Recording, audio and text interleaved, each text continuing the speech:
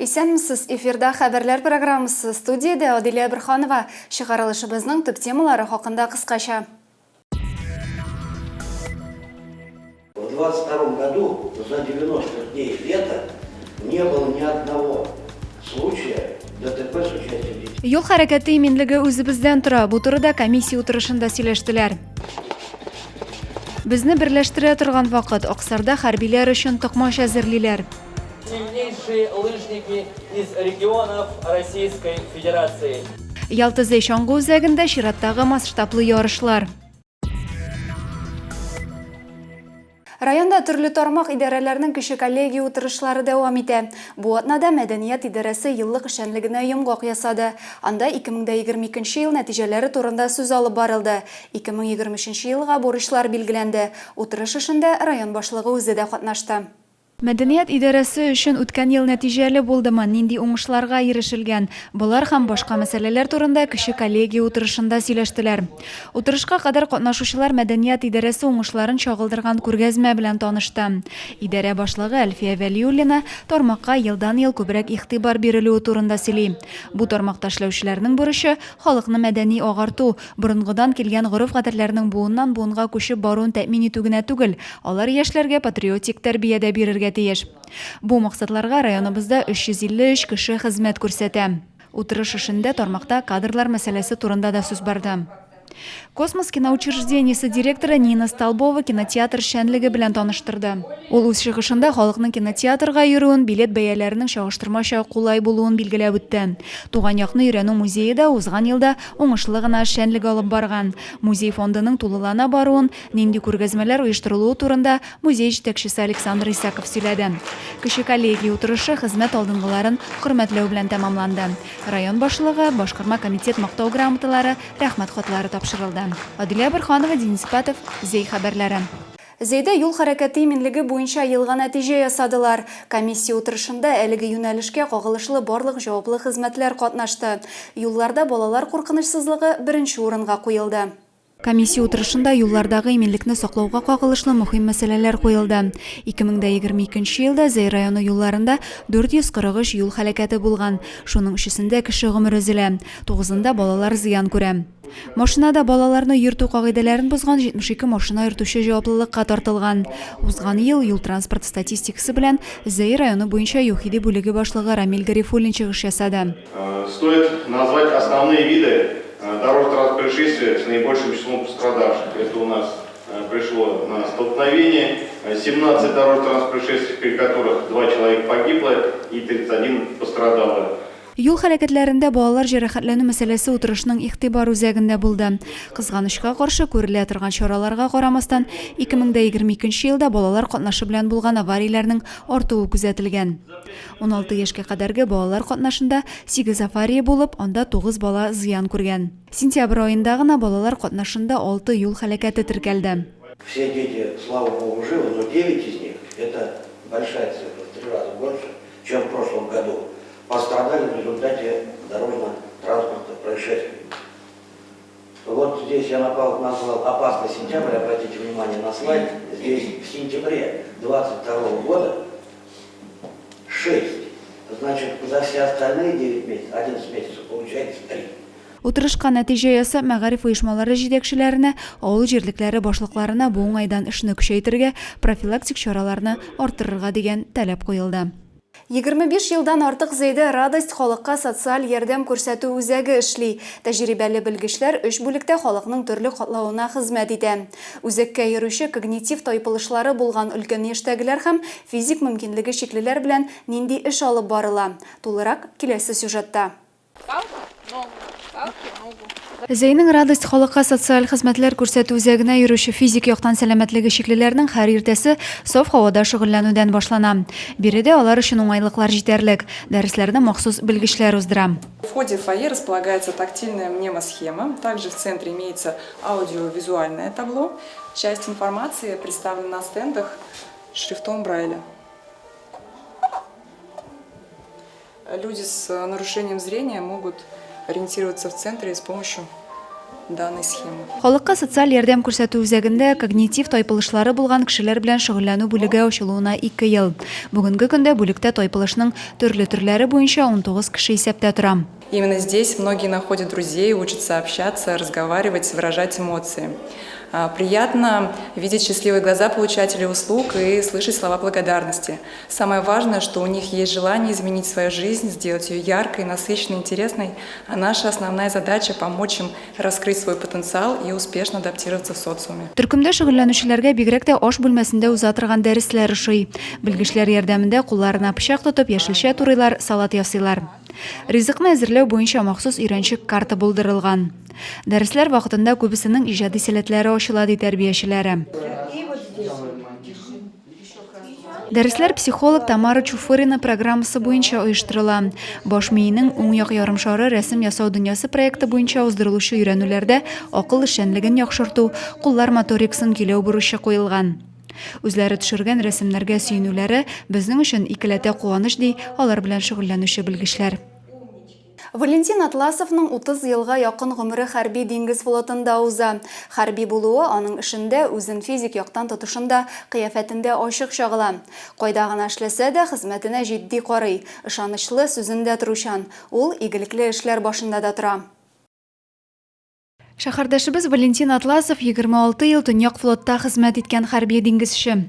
Армия сафларына китәр вакыт җиткәч, ул хәрби диңгез флотына алуларын сорый. Мине җибәрделәр, мин Северный флотка эләктем. Александр Невский дигән крейсерда 3 ел служить иттем. Анда 3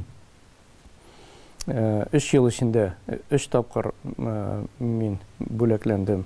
Отпуск белән ватанга чыгып, аннан соң книга почета, крейсер почета керттеләр. И уже главный корабельный старшина званиесында запаска кайттым. Хәрби хезмәттән соң туган авылы Федоровкада яне авыл хуҗалыгы техникасын иярли башлый. Валентин Атласовны яңадан хезмәт иткән урынына чакырып алалар. Үҗәт тырыш якташыбыз хезмәт баскычларыннан тиз үрли. Матростан 2нче ранг капитаны дәрәҗәсенә кадәр күтәрелә. Валентин Атласов 26 ел океан диңгезләрен кичкәннән соң туган авылына кайтып төпләнә. Яктыкүл авылы җирлеген җитәкләүгә алына. Аннан соң 4 ел кече күләмле көймәләрне теркәү буенча дәүләт инспекциясендә хезмәт куя. Шулай ук район хәрби комиссариатында эшләгәндә дә хезмәтен намус белән башкара. Хәрби булуы аның эшендә үзен физик яктан тотышында, кыяфәтендә ачык чагыла. Кайда гына эшләсә дә хезмәтенә җитди карый, ышанычлы сүзендә туручан. Ул игелекле эшләр башында да тора. 500 йорттан 28 хуҗалык кына калган Федоровка авылына да югалырга ирек бирми. Анда фронтовиклар һәм тыл хезмәтчәннәренә багышланган хәтер мемориалы булдыра. Из нашей деревни Федоровка, из рода Атласовых на войну были мобилизованы 19 человек.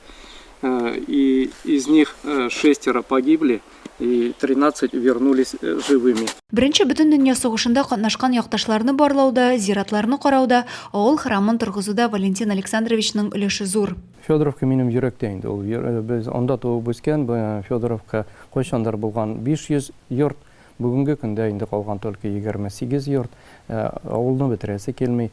Анда авылдашларның тирә-якта бер чиркәү дә шуңа күрә авылында бетерәсе килми, и аларның дагы чиркәүгә йөресе килә, и үз телендә көләү итәселәре килә. Валентин Атласов район Керәшен иҗтимагый оешмасының дини һәм рухи мәсьәләләр буенча комиссия рәисе дә. Аның теләк тәкъдиме буенча шәһәрнең 35-нче бистәсендә чиркәү булдыру каралган. Ә гыйбадәтханәне җиткерү бу елга планлаштырылган. Минем тәкъдимемә түгел, ягъни безнең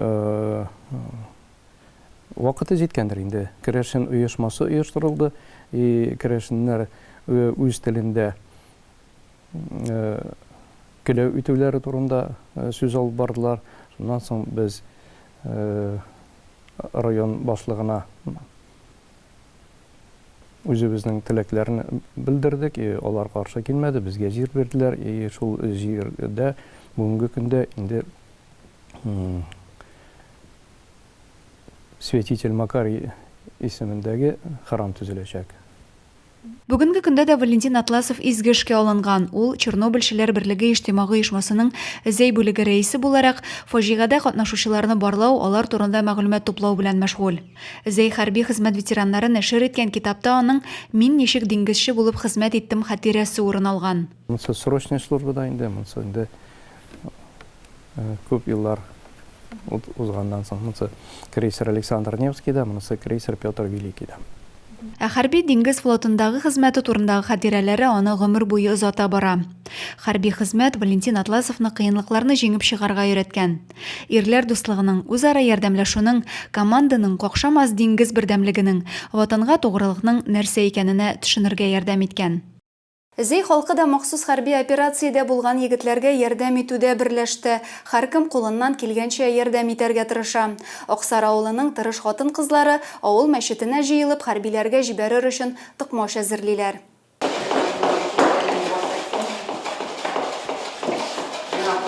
Илдәге хәлләргә битараф калмыйча, Аксар халкы да игелекле эшкә кушылган. Авылның әби-апалары атна сайын мәчеттә хәрбиләр өчен токмаш кисеп әзерли. Өмәгә һәркем үзенең эш коралы, кирәкле азык-төлекләрен алып килгән. Аларның кулларына күз иярми. Тырыш апаларның берсе җәя, икенчесе кисә, һәркайсының күңелендә бер теләк. Аллаһның рәхмәте белән шушы авыл халкының битараф булмавы сөендерә безне. Инде шушы ризыклар аларның үзләренә менә шушы кемнәргә дип без аны ниятләдек.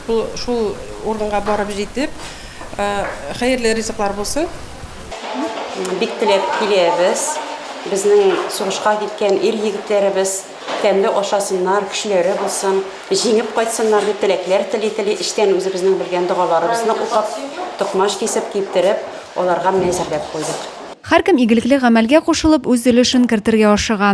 Өмәгә килә алмаучылар өендә токмаш кисеп китерә. Бердәм булып эшләгән изге гамәлнең нәтиҗәсе дә бар. Гуманитар ярдәм җыю пунктына тапшырырга алар 40 кап токмаш әзерләп куйганнар. Моңа кадәр бергә җыелып маскировкалау шелтәре дә үрделәр. 2 көндә 3 шелтәр ясаулары бары тик мактауга һәм хөрмәткә лаек. Адилә Борханова, Александр Тимофеев, Максим Майоров, Зәй хәбәрләре.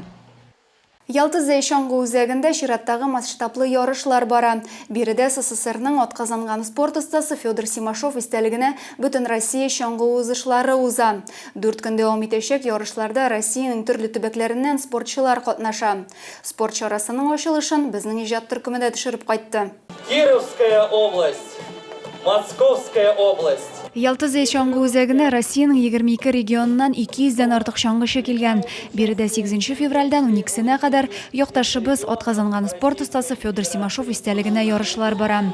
Ачылыш чарасында Татарстан чаңгы узышлары федерациясе вице-президенты Азат Мәҗитов һәм башка дәрәҗәле кунаклар катнашты. Район башлыгы Разиф Кәримов спортчыларны сәламләде. Ул зәйлеләрнең олимпия чемпионы белән горурланулары Симашов призуна оештырылучы ярышларның бөтен Россия дәрәҗәсенә күтәрелүен билгеләп үтте. Я желаю вам хорошей борьбы, пусть побеждает сильнейший. Ялта Зәй, как всегда,